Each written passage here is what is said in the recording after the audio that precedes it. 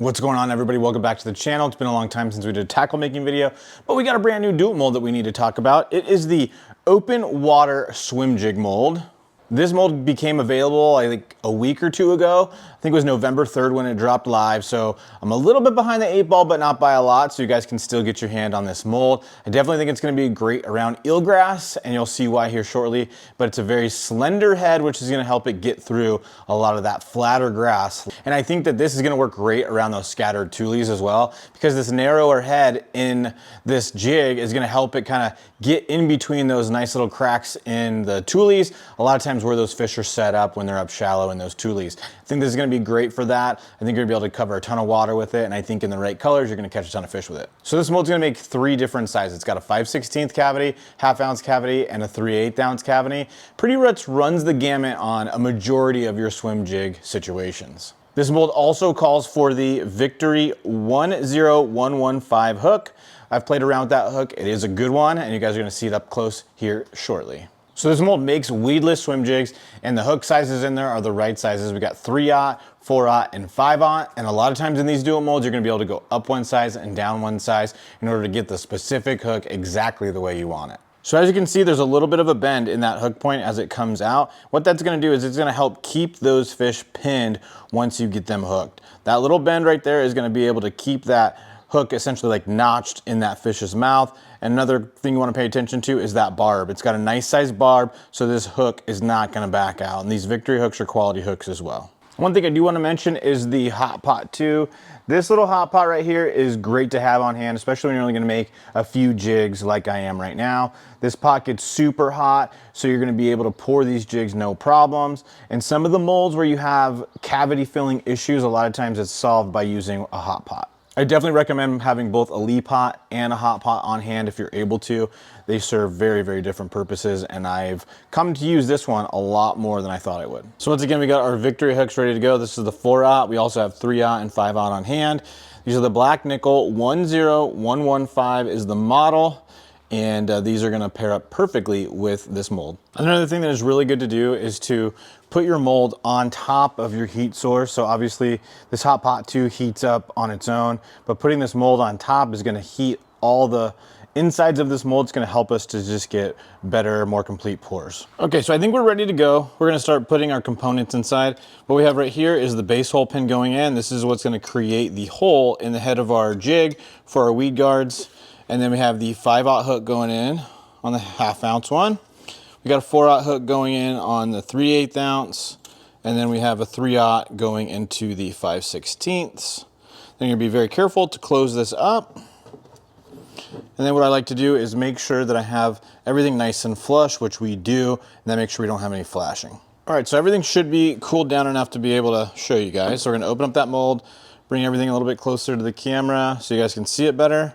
But as you can see, we got 3 of these open water swim jigs ready to rock and roll to get them painted up, eyes put on, skirts put on, and fish to be caught. So one thing you always want to do when you're making jigs is get rid of that sprue, obviously. So we're just going to take some shears and cut it off. And what I like to do is just take a file and just file everything down nice and smooth, making sure to keep everything nice and rounded, just like it would be, you know, before we cut everything. Then I feel it, everything's nice and rounded, and that thing's ready to get painted now. So we're not done yet. I'm still gonna paint these up and put some pretty cool skirts on. I definitely think you guys should stick around for that, because the skirts I'm gonna be using are available at Dual Molds, just like everything else, the hot pot too, the mold, everything is available at the Dual Molds website. If you decide to buy anything after watching this video, please go to their website through my affiliate link, so that way they know that I sent you, and then any sales that come through that link, they'll know that I sent them over there, and then I can get credit for them. All right, in today's video, we're gonna be using a few different colors of powder paint, and the first one we're gonna be talking about is the watermelon pepper color. We're also gonna be using Tilapia, and then we're gonna be using Bama Craw. These 3 colors I think are gonna pair up with the skirts that I picked pretty well, and I think it's gonna give us a very realistic profile, which we want when we're throwing swim jigs. So one of the first things that you're gonna do, especially when you're making them out of the cups like we are today, you're gonna shake it up, and you wanna shake it up a lot. You wanna get nice and loose inside of this container, so that way your jig goes in and out very, very easily. The smoother that process goes, the better coverage and more even coverage that you're gonna get. Okay, so what I like to do is just put my jig head over the heat gun, And normally I have it on higher, but I'm doing it lower speed so that way I can talk to you guys a little bit easier. You're just gonna put that over the heat gun, get that lead nice and warm. We're gonna go down to our cup of Protect powder paint, swish it around in there, just like that. I like to go back over the heat again, just to get it nice and melted down. And just like that, we got ourselves a nice painted watermelon seed jig head. So then we're gonna repeat that process with our tilapia color as well.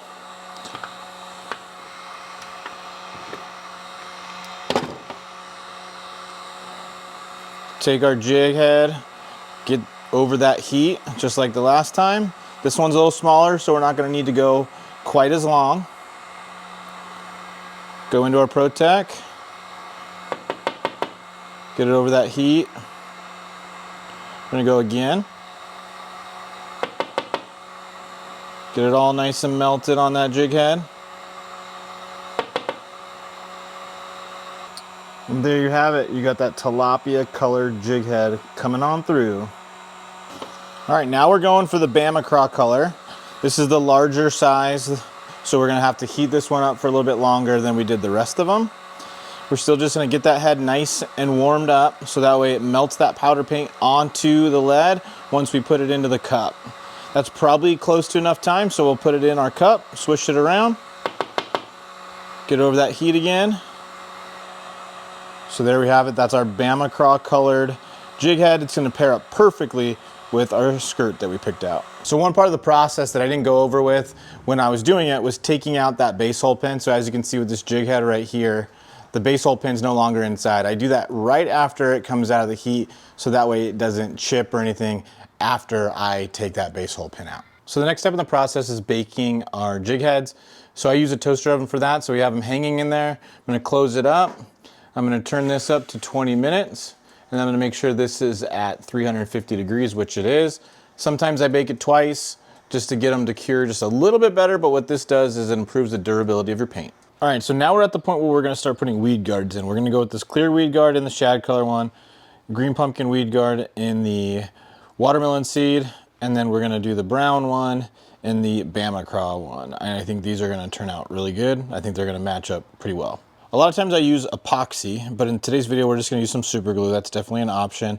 And we're just gonna put a little bit of super glue on the end of our Weedguard, and then we'll insert it into the hole that's already been created because that base hole pin. It doesn't take a lot, guys. You don't wanna put too much because then it'll run over to the sides, but you just take a little dab, put it on the bottom of that Weedguard.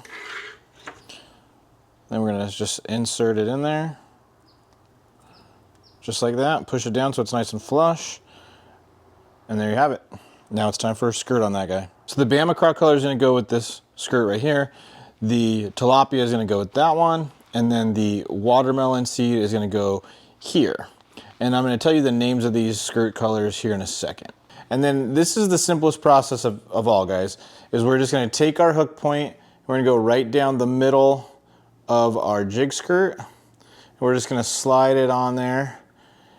When you get to the point right before it goes over the different skirt collars, is you're gonna wanna try to get it on there nice and evenly. So it goes over nice and smooth. Kind of fan everything out so it looks good. And then all we have to do now is put some eyes on there, and this thing is gonna be ready to fish.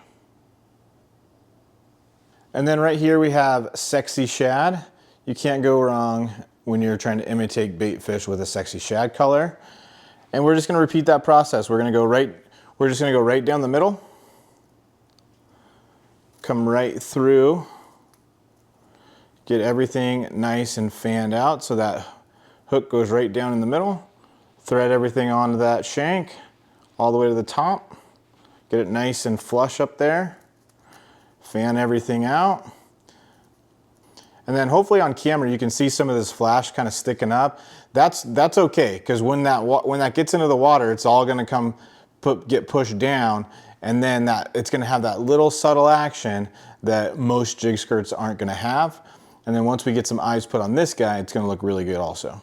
And then this skirt is just flat out awesome. This is called Old School Gill. I don't think there's a more realistic bluegill pattern out there than this guy. With that purple flash in there, this thing is gonna get bit. And it's the same process once again. Get that hook point, we're gonna go right down the middle. Push everything out of the way. Thread it on there.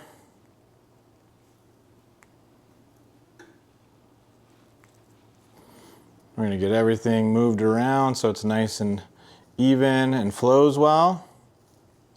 And then one other thing that I always like to do is I always like to leave my jig skirts nice and long until I figure out what trailer I'm gonna put on there. So I would leave this long just like this, and then I would trim it on the fly in the boat depending upon what trailer I'm gonna have. So that way I make sure that I don't have too little of trailer and then I don't have too much. And then I'll cut it right around the area where that trailer is gonna start putting off action so it doesn't impact it and you get a full tail kick or full kicks out of those craws or the swim baits, depending on what you're using. So these are the Flash series of skirt, and these come just like you see them. They come already pre-banded with that flash in there, and that flash is just killer, especially for swim jigs. It just gives off a little bit of extra movement than your standard silicone and living rubber skirt are gonna give off. It's gonna give them something a little bit different that those fish haven't seen before. There's a ton of different colors on the Do It Molds website. Again, if you're gonna pick up any of these jigs, these skirts, any of the components, just make sure to use my affiliate link so they know that I sent you over there. And then let me show you how I put these eyes on. All right, now we moved on to where we want to put our eyes on. We have Do It Molds 3D eyes right here. We're gonna do just a tiny bit of super glue on there. Again, you can also use epoxy, which is what I use a lot of, but I'm going with the quicker option today. So then we're just gonna take these tweezers, gonna drop that eye on there. Make sure you get good coverage on all that super glue, just like that. And then we're gonna move over to the next one. Again, we're just gonna get a little bit of super glue on there.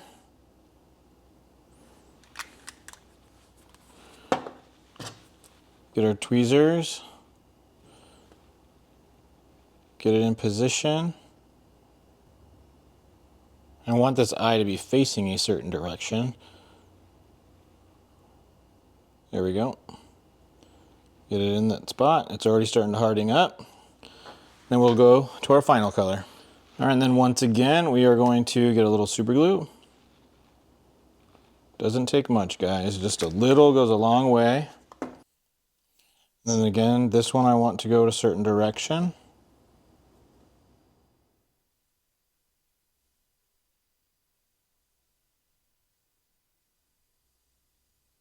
And just like that. All right, as you can see, guys, this open water swim jig mold makes a pretty cool swim jig. Using these flash skirts, pre-made flash skirts from Do It, and then the Attack and the Hyper HD Lure eyes. Those are two different series of eyes. Those are a couple of my favorite ones that they offer on the Do It Molds website. These things are gonna catch a lot of fish, guys. Come with a good quality hook in them, a good head design, and then obviously you can mix and match your colors however you want. You can make your own. You can use some of the pre-made banded ones that Do It offers. I really like those. I use a lot of pre-banded skirts myself. You can't go wrong. And there you have it, guys. Those are the last two that we made today in this video. Check out this new open water swim jig mold from Do It Molds. I think you're gonna be happy with it. I think they're gonna catch you a lot of fish. Remember to use that affiliate link so that way they know that I sent you. See ya.